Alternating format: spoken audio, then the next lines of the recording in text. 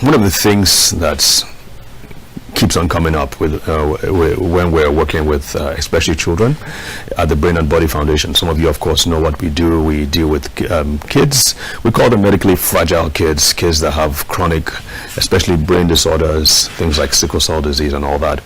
But one of the things that's kept on coming to me was that sickle cell disease, for instance, parents would say they would take their kids abroad and they wouldn't have any crisis. They would be perfectly okay. But when they bring them back, now they will have these crises. Same thing with kids with chronic asthma. Asthma, of course, is something that affects the lungs, and they say that when they go abroad, they don't have as many asthmatic attacks as they do when they are here. Not just with kids. Now I hear that with adults as well. I mean, is it that what's happening? I mean, is it that?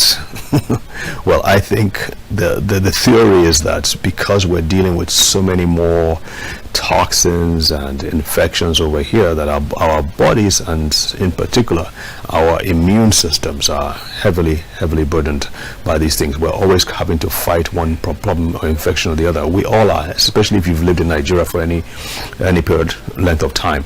If you are living in Nigeria or in a sub-Saharan country, you're always having to deal with these parasites. These parasites are in your body, and so at times when there's increase in stress, and that could be emotional stress, it could be physical stress, it could be work-related stress, it will seem to overburden your immune system, and therefore that's when things like malaria and typhoid will take over.